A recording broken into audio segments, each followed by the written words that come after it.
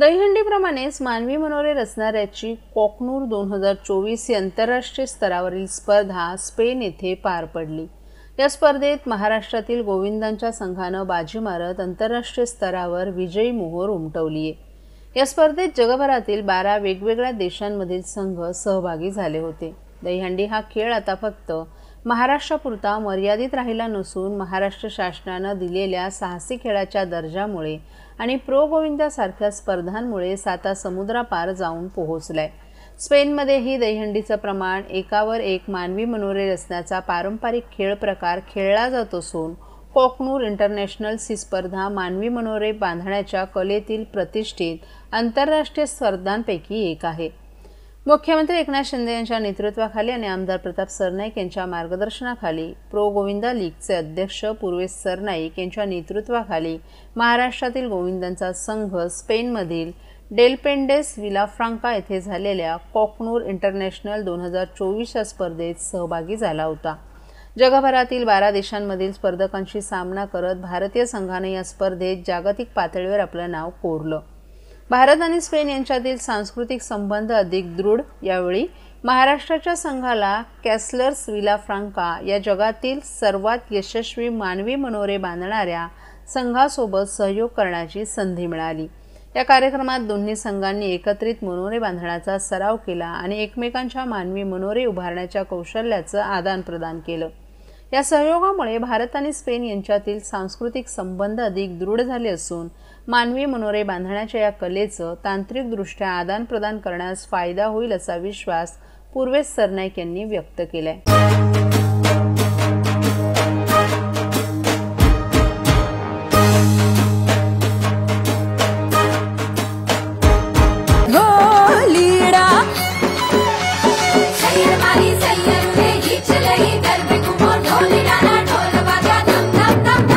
घेरदार घूमता रूपरू झूमता हैया ने चोरे गोरी तमे मन गाली धामो हीरा।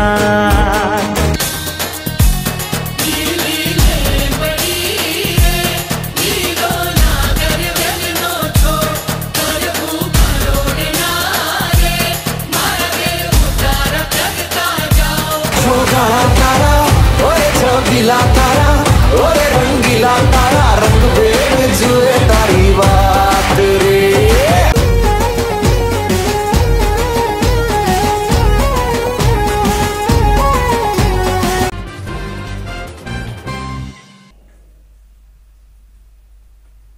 धर्मवीर आनंद दिघे साहेब यांच्या ठाण्यातील प्रसिद्ध दुर्गेश्वरी देवी म्हणून ओळखल्या जाणाऱ्या टेंभीनाका येथील विशेष आरतीचं आयोजन करण्यात आलं होतं। या धार्मिक सोहळ्याचं नेतृत्व ठाण्याचे माजी नगरसेवक सुधीर कोकाटे आणि त्यांच्या परिवारानं केलं। दुर्गेश्वरी देवीची आरती आज दुपारी पार पडली, ज्यामध्ये भाविकांनी मोठ्या संख्येनं उपस्थिती दर्शवली। या आरतीमुळे परिसरात भक्तिमय वातावरण निर्माण झालं होतं। दरवर्षीप्रमाणे यावर्षीही दुर्गेश्वरी देवीच्या उत्सवाला ठाण्यातील नागरिकांमध्ये मोठा उत्साह दिसून आलाय। धर्मवीर आनंद दिघे यांच्या स्मृतींना अभिवादन करण्यासाठी या ठिकाणी मोठ्या संख्येनं भाविक एकत्र येत असतात। माजी नगरसेवक सुधीर कोकाटे यांनी या धार्मिक कार्यक्रमाचं आयोजन करताना देवीची कृपा सर्वांवर असावी आणि ठाण्यात सदैव भक्तीचं वातावरण राहावं अशी इच्छा असल्याचं सांगितलं। या आरतीसाठी ठाण्याच्या विविध भागातून भाविकांची उपस्थिती होती। आरतीनंतर भाविकांना प्रसादाचंही वितरण करण्यात आलं। टेंभीनाका येथील दुर्गेश्वरीची देवी आरती हा ठाण्यातील एक महत्त्वाचा धार्मिक सोहळा असून या निमित्तानं भक्तगणांचं एकत्र येणं हे शहराच्या धार्मिक परंपरेचं दर्शन घडवतं।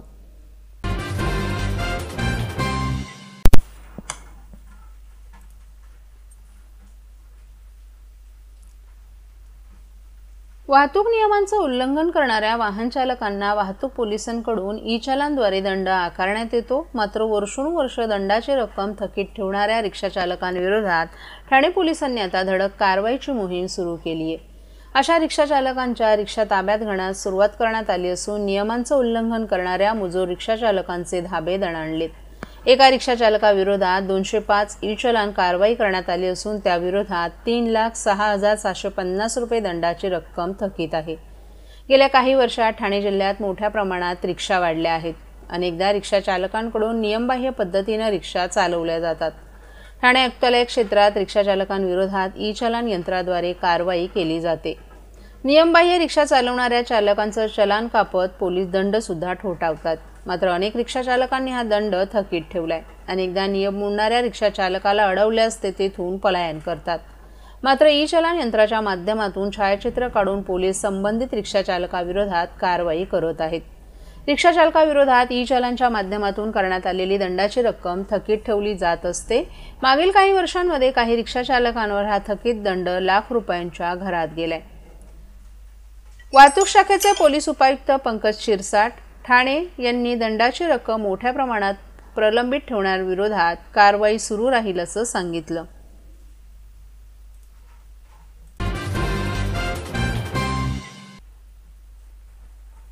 काँग्रेसचे खोटे नरेटिव्ह तसंच सर्वांचे अंदाज खोटे ठरवत हरियाणामधील नागरिकांनी आपल्या सर्वांगीण विकासासाठी पुन्हा एकदा डबल इंजिन सरकारला कौल दिल्याचं प्रतिपादन आमदार संजय केळकर यांनी केलं आहे. हरियाणा विभाग निवडणुकीत भाजपनं तिसऱ्यांदा बहुमतानं विजय संपादित करून दैदिप्यमान यश मिळवल्यानं मंगळवारी सायंकाळी घंटाळी चौकात पेढे वाटून फटाके फोडत जल्लोष व्यक्त करण्यात आला. हरियाणा आणि जम्मू काश्मीरमध्ये भाजपची दमदार आगेकूच झाल्यानं काल ठाण्यात 20 ठिकाणी जल्लोष करण्यात आला. तर घंटाळी चौकात आमदार संजय केळकर यांच्या नेतृत्वाखाली जल्लोष साजरा करण्यात आला. भाजपच्या माजी नगरसेविका मृणाल पेंडसे, माजी उपमहापौर ॲडव्होकेट सुभाष काळे, सरचिटणीस विलास साठे, हाऊसिंग फेडरेशनचे अध्यक्ष सीताराम राणे, ओबीसी मोर्चाचे अध्यक्ष सुरेश पाटील, उपाध्यक्ष रमेश सांगळे, ॲडव्होकेट अल्केश कदम, नौपाडा मंडल अध्यक्ष विकास घांगरेकर आदींसह अनेक कार्यकर्तेही उपस्थित होते. यावेळी माध्यमांशी बोलताना आमदार केळकर यांनी भाजपनं सर्व अंदाज खोटे ठरवत हरियाणामध्ये हॅट्रिक केल्याचं सांगितलं. हरियाणाच्या लोकांनी डबल इंजिनला पसंती दिली आहे. लोकांना विकास हवा आहे. काँग्रेस आणि इंडिया आघाडीचे खोटे नरेटिव्ह इथे चाललं नाही. ही तर सुरुवात आहे. हळूहळू लोकांमध्ये परिवर्तन होत आहे. महाराष्ट्रामध्येही विकास हवा असेल तर डबल इंजिनचं सरकार हवं असंही आमदार संजय केळकर यांनी यावेळी स्पष्ट केलं. राज्यामध्ये अतिशय भारतीय जनता पार्टीला चांगलं यश मिळालं आणि दैदिप्यमान यश हरियाणामध्ये मिळालं. ठाण्यामध्ये जवळजवळ 20 ठिकाणी हा जल्लोष साजरा होतोय. कारण की हरियाणा ही झाकी आहे आणि महाराष्ट्र अजून बाकी आहे. हरियाणामध्ये तर हॅट्रिक केलेली आहे. सर्व अंदाज खोटे ठरवून लोकांनी पुन्हा एकदा मोदीजींनाच पसंती दिली आहे. लोकांनी मतदारांनी पुन्हा एकदा डबल इंजिनला पसंती दिलेलं आहे आणि विकसित भारत हे जे स्वप्न मोदीजींनी दिलेलं आहे ते पूर्ण करण्याकरता हरियाणाच्या लोकांनी देखील भरभरून मतदान करून आम्हाला साथ दिलेली आहे.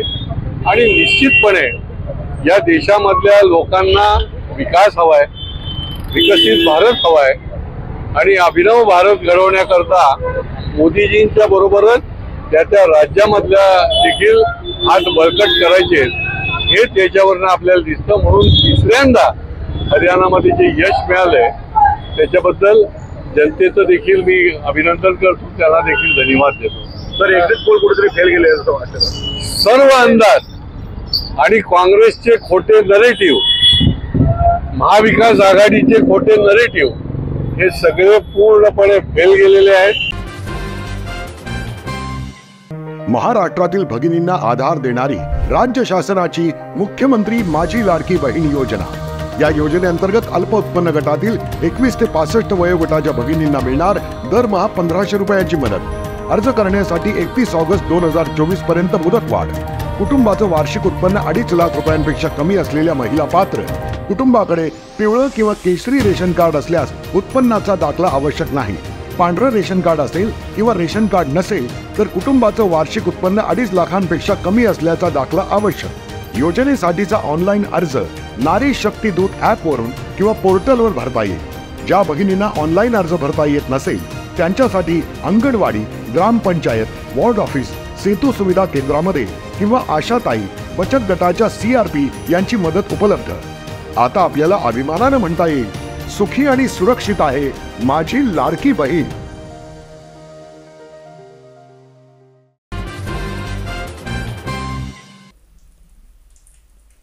नवरात्र हा महिलांच्या सन्मानाचा उत्सव आहे. मात्र ठाण्यातील हजारो घरकामगार महिलांच्या पदरी हा सन्मान आलाच नाही.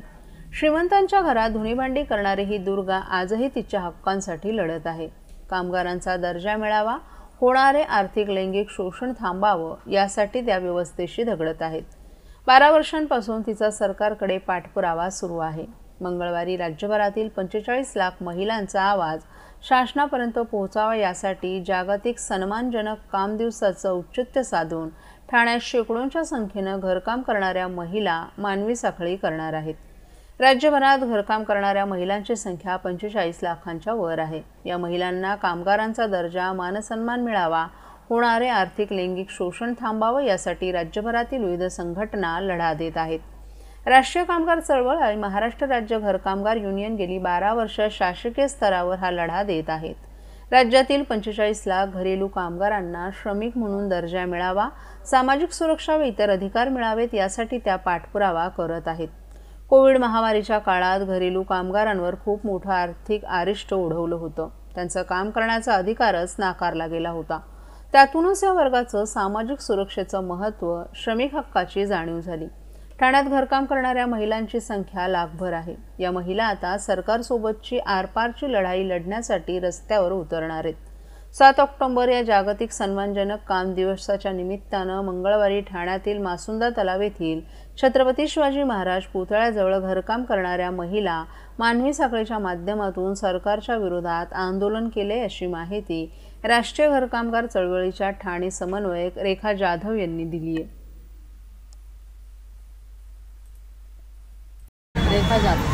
मॅडम, आज आपण निषेध केलेला आहे कायम करा, काय नेमकं आपली मागणी आहे? निषेध वगैरे नाही केला आहे. आमचं काल 7 ऑक्टोबरला घरकाम पण एक सन्मानजनक काम आहे. हा दिवस होता जो आयलोने हे केला आहे.